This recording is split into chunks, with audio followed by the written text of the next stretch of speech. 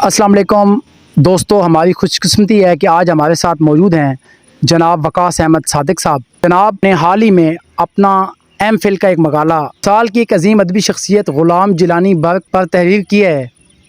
आज इत्तफ़ाक से इनसे मुलाकात हो गई तो हम इनकी गुफ्तगू आपकी नज़र करना चाहेंगे। मेरा वकास अहमद सादिक साहब से पहला सवाल है कि जनाब अपना तारफ़ फरमाएँ। बिस्मिल्लाहिर्रहमानिर्रहीम। बहुत शुक्रिया अज़ीज़म। मेरा नाम वकास अहमद सादिक है और मेरा ताल्लुक़ ज़िला अटक की तहसील फ़तेह जंग से है और मैं शोबे तदरीस से गुज़िश्ता 7 साल से मुंसलिक हूँ। डॉक्टर ग़ुलाम जिलानी बर्क एक अजीम शख्सियत हैं, आप उनका तारफ़ कैसे करवाना चाहेंगे? जी बिल्कुल, मेरा क्योंकि मकाला डॉक्टर ग़ुलाम जिलानी बर्क की शायरी पर है और उनकी शख्सियत पर भी, तो डॉक्टर ग़ुलाम जिलानी बर्क एक बहुत वसी और बाकमाल शख्सियत थे। बरसग़ीर के, ना कि अटक की या पाकिस्तान की, बल्कि बरसग़ीर की एक बहुत बड़ी शख्सियत थे। 37 कुतुब के मालिक हैं और डॉक्टर ग़ुलाम जिलानी बर्क अदबी, मज़हबी और दीनी लिहाज से देखा जाए तो उन्होंने ये तमाम कुतुब लिखी हैं और शोबे तदरीस से भी वो 40 साल तकरीबन मुंसलिक रहे हैं। तो इस हवाले से इलाका बसाल या इलाका जंदाल जो है, इस हवाले से देखा जाए तो ये इस इलाके का एज़ाज़ है कि डॉक्टर ग़ुलाम जिलानी बर्क इस इलाके से हैं और उन्होंने बरसग़ीर में एक बहुत बड़ा मकाम पाया। आपके मकाले का मौजू क्या है, हमारे सामीन को बता दें। जी, मेरे मकाले का मौजू है डॉक्टर ग़ुलाम जिलानी बर्क बहसियत शायर। क्योंकि डॉक्टर ग़ुलाम जिलानी बर्क ने 37 कुतुब जो लिखी हैं वो नसर में हैं और उनकी जो शायरी है वो उनके वफ़ात के 20 साल बाद तरतीब देकर बरक़े बेताब के नाम से तरतीब दी गई। तो उनकी शायरी का वो पहलू, यानी कि नसरी चीज़ें तो वो लिख चुके थे, तो शायरी जो थी उनके सामने नहीं आ सकी थी। तो उनकी शायरी को और इस पहलू को लेके मैंने उनका मकाला लिखा है और उनकी शायरी में जो है वो एक मुनफरिद असलूब और एक शायरी में भी वो एक अजीम शख्सियत के तौर पे सामने आए हैं। आप इस तहकीकी मौजू तक कैसे पहुँचे? बहुत अच्छा सवाल है। किसी भी जो तहकीक करने वाला स्टूडेंट होता है उसके लिए मौजू को ढूंढना और एक ऐसे मौजू को ढूंढना जो कि किसी अजीम शख्सियत के लिए हो, वो एक मुश्किल मरहला होता है। तो मैं शुक्रिया अदा करूँगा जनाब सैयद कफ़ायत बुखारी साहब का और अब्दुल मालिक साहब जिनका ताल्लुक़ पिंड सुल्तानी से है, और उसके बाद अपने भाई डॉक्टर हारून का, कि उन्होंने इस मकाले में मुझे ढूंढने में मेरी बहुत मदद की और ये जो मकाला मैं आगे लेकर चला और इस मकाले को तरतीब मैंने दिया, इसमें भी इन लोगों ने मेरा इस बहुत रहनुमाई की। किसी भी बड़ी शख्सियत पर तहकीक एक मुश्किल काम होता है, आपको इस दौरान किन मुश्किलात का सामना करना पड़ा? जी, आपकी बात बिल्कुल ठीक है। ये एक मुश्किल मरहला होता है एक नए स्टूडेंट के लिए। एक नया तालिब इल्म होता है, वो मुश्किल से मैनेज करता है कि रिसर्च कैसे की जाए। तो देखा जाए तो ग़ुलाम जिलानी बर्क की क्योंकि सारी जो कुतुब हैं वो नसरी थीं, नसर में लिखी हुई हैं और मैंने उनकी शायरी के ऊपर काम करना था, तो इसीलिए मुझे उनकी जो बरक़े बेताब किताब थी उसको ढूंढने में काफ़ी मुश्किलात का सामना रहा। मैंने जिन्होंने उसको तरतीब दिया, सैयद शाकिरुल कादरी, उनसे भी रब्ता किया, उनसे भी पूछा तो उनके पास नहीं थी। मुख्तलिफ़ कुतुब खानों से मैंने पता किया, वहाँ से भी मुझे वो किताब नहीं मिली। तो क्योंकि मेरा मौज़ू ही वो था और वो मेरे लिए ढूंढनी बहुत लाज़मी थी, तो फिर अब्दुल मालिक साहब ने ये मेरी मदद फरमाई और रहनुमाई फरमाई और मैंने ये किताब उनसे ली। फिर मैंने PDF में करवाई और फिर मैंने उसके बाकायदा प्रिंट निकलवाए। तो ये तमाम जो मराइल होते हैं ये एक नए जो रिसर्चर होता है उसके लिए मुश्किल होते हैं। तो इस तरह मुश्किलात का सामना रहा। उसके बाद जब आप यूनिवर्सिटी जाते हैं और तहकीक शुरू करते हैं, आप मुख्तलिफ़ जगहों से रिसर्च पेपर लेते हैं, आप उनकी कुतुब का जायज़ा लेते हैं, तो ये बज़ाहिर तो मुश्किल होता है, लेकिन अगर दिलचस्पी रखने वाला शख्स हो तो उसके लिए ये एक दिलचस्प मरहला भी है। ये मकाला मुकम्मल करने में किन शख्सियात ने आपकी रहनुमाई की? जी देखें, जैसे ये अजीम शख्सियत हैं, लेकिन बदकिस्मती ये रही है कि आज के नौजवानों को और यहीं के इलाके के लोगों को भी डॉक्टर ग़ुलाम जिलानी बर्क साहब के बारे में, उनकी शख्सियत के बारे में नहीं पता। ये एक बदकिस्मती है हमारी, क्योंकि हम अदब से बहुत दूर हो गए। मुझे जो रहनुमाई रही है वो सैयद कफ़ायत बुखारी जो इलाका छछ हज़रों से हैं, उन्होंने मेरी रहनुमाई की। उसके बाद डॉक्टर हारून जो मेरे भाई हैं उन्होंने रहनुमाई की। अब्दुल मालिक साहब का मैं शुक्रिया अदा करूँगा जिन्होंने मेरी रहनुमाई भी की और इस शख्सियत के बारे में मुख्तलिफ़ वाक़यात जो हैं वो भी बताए कि मेरा जो मकाला है मैं उसको लिखूँ और मेरे अंदर मज़ीद दिलचस्पी पैदा हो। तो मैं इन तमाम लोगों का शुक्रिया भी अदा करूँगा। ग़ुलाम जिलानी बर्क साहब एक बहुत बड़ी عظیم ادبی شخصیت ہیں، لیکن ان کی کوئی شاعری کے حوالے سے کوئی کتاب منظر عام پر نہیں آئی، اس حوالے سے آپ کیا کہیں گے؟ بہت ہی اہم سوال ہے، کیونکہ دیکھیے میرا جو مقالے کا موضوع تھا وہ تھا ڈاکٹر غلام جیلانی برق بحیثیت شاعر، اور دیکھیے کہ شاعری کی کوئی کتاب بھی ان کے سامنے نہیں ہے۔ ان کی شاعری تھی، ان کی کتاب ہے میری داستان حیات یا میری آخری کتاب، تو ان میں جو ہیں وہ مختلف شاعری تھی، لیکن وہ نہ ہونے کے برابر تھی، اکٹھی نہیں تھی۔ تو اس کو جب ترتیب دیا گیا تو برق بیتاب کے نام سے ڈاکٹر غلام جیلانی برق کی تمام شاعری کو اکٹھا کیا گیا، اور ان کی شاعری کیونکہ موجود تھی اور مختلف نسخوں کی شکل میں وہ پڑی ہوئی تھی، تو اس کو اکٹھا کر کے اس کو جب کتاب کی ترتیب دی گئی تو وہ ایک اچھا خاصا مواد اکٹھا ہو گیا۔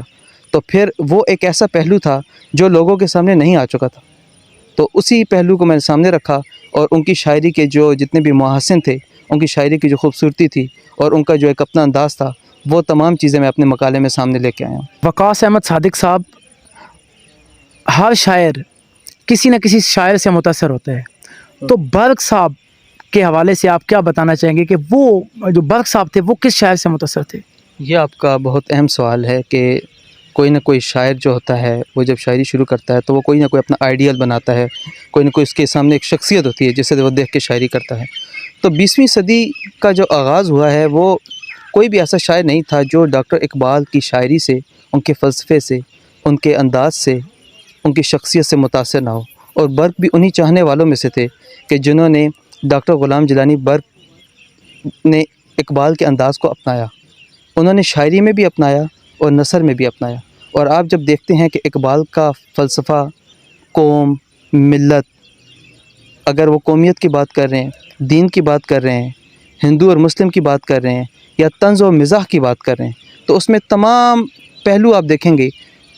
ایون کہ آپ یہ بھی کہہ سکتے ہیں کہ ان کے بہت سے موضوعات ایسے ہیں جو کہ اقبال کے موضوعات سے ملتے جلتے ہیں، اور جب شاعری کا آپ انداز دیکھتے ہیں تو شاعری کا انداز بھی یہی محسوس ہوتا ہے وہ اقبال سے متاثر نظر آئے ہیں، جس کا انہوں نے اپنا بہت ساری جگہوں پر بیان بھی کیا ہے۔ میری داستان حیات میں وہ اقبال سے ملاقات کو بھی بیان کر چکے ہیں، تو وہ اقبال سے بہت زیادہ متاثر تھے۔ برق صاحب کی شاعری میں ایسا کیا تھا کہ آپ ان کی شاعری سے متاثر ہوئے؟ دیکھیے برق صاحب کی جو شاعری ہے وہ ظاہری سی بات ہے ان کی وفات کے 20 سال بعد ترتیب ہوئی، لیکن اگر ان کی شاعری کو دیکھا جائے، یہ کہہ سکتے ہیں آپ، جیسے ان کے بھائی نے مولوی نور الحق نے کہا کہ برق وہ بدقسمت انسان ہے کہ اس نے اپنی شاعری کو سنجیدگی سے نہیں لیا، اگر وہ سنجیدگی سے لیتے تو برصغیر کے ان شعراء میں شامل ہوتے جس صف میں اقبال اور دوسرے بڑی شخصیات جو ہیں شعراء شامل تھے، لیکن انہوں نے اس کو سیریس نہیں لیا، سنجیدہ نہیں لیا۔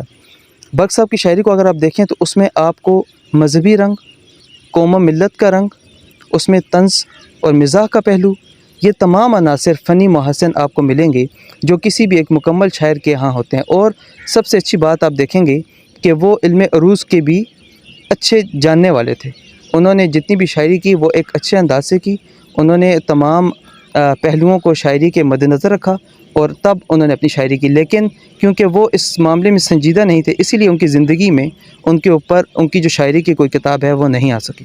اچھا یہ بتائیں کہ برق صاحب کی دور میں بہت ساری مشہور شخصیات رہیں، تو برق صاحب کے حلقہ احباب میں کون کون سی مشہور شخصیات شامل تھیں؟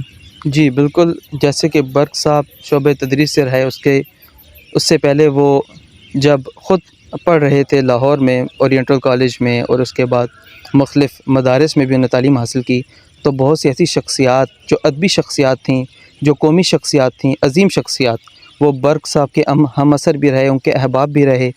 تو آپ دیکھ لیجئے کہ اس میں محمود نظامی بہت بڑا نام ہے، کرنل صاحب تھے ایک، وہ ایک بڑی شخصیت تھی۔ اس کے بعد پطرس بخاری جو کہ اردو ادب میں مزاح میں ایک بڑا نام ہے، مولانا ظفر علی خان، تحقیق میں دیکھا جائے تو محمود شیرانی اور ان کے بیٹے اختر شیرانی، تو یہ ایسی شخصیات تھیں جو ادبی شخصیات بھی تھیں، اور خود وہ اقبال سے بھی اپنی ملاقات کا احوال بیان کر چکے ہیں۔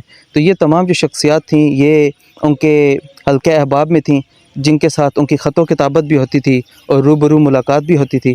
تو اسی حوالے سے دیکھا جائے تو برق صاحب کی جو اپنی شخصیت تھی ادبی حوالے سے، اس میں مزید جو نکھار آیا ہے وہ انہی شخصیات کی وجہ سے آیا ہے۔ برق صاحب ایک مذہبی شخصیت بھی رہے ہیں، اور ان کی کتاب दो इस्लाम के नाम से शाया हुई जो कि मुतनाज़ा हुई, तो आपकी इस हवाले से क्या राय है?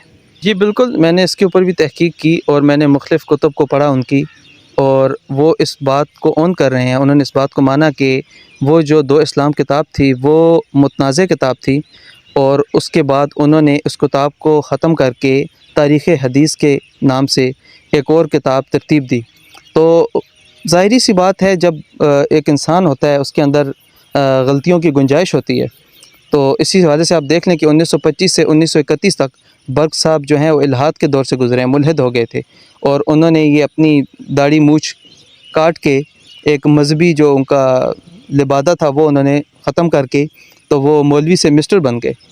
तो उसके बाद ज़ाहिरी सी बात है, इंसान से गलतियाँ होती हैं।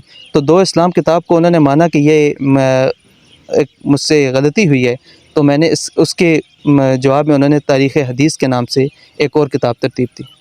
आखिर में हमें ये बताएं कि बर्क साहब ने बहुत सारी किताबें लिखी हैं, तो आज के नौजवानों को उनकी कौन सी किताब पढ़ने का मशवरा देंगे? जी बिल्कुल, ये भी बहुत ही अच्छा सवाल है। देखिए, बर्क साहब ने 37 कुतुब लिखी हैं और वो मुख्तलिफ़ अंदाज़ में हैं, मज़हबी भी हैं, अखलाकी भी हैं, दीनी पहलू भी है, उसमें आपको हदीस भी मिलती है। लेकिन मैं ये समझता हूँ कि अगर आपने उनकी शख्सियत और उनकी शख्सियत के मुख्तलिफ़ पहलुओं को देखने हैं कि इंसान किस तरह जद्दोजहद करता है, तालीम के लिए कैसे निकलता है, क्योंकि मैं इनको ज़हीन नहीं, फ़तीन इंसान समझता हूँ।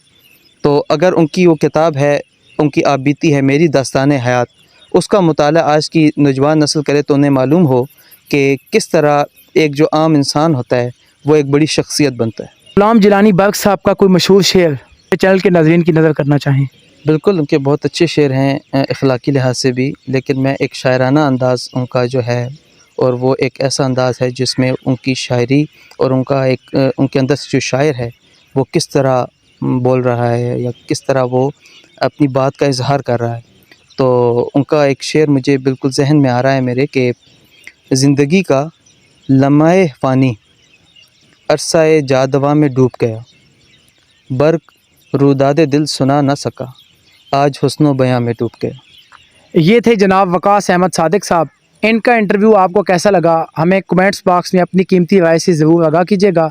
ज़िंदगी ने वफ़ा की तो एक मरतबा फिर आपकी खिदमत में हाजिर होंगे, तब तक के लिए इजाज़त दीजिए। अल्लाह हाफ़िज़।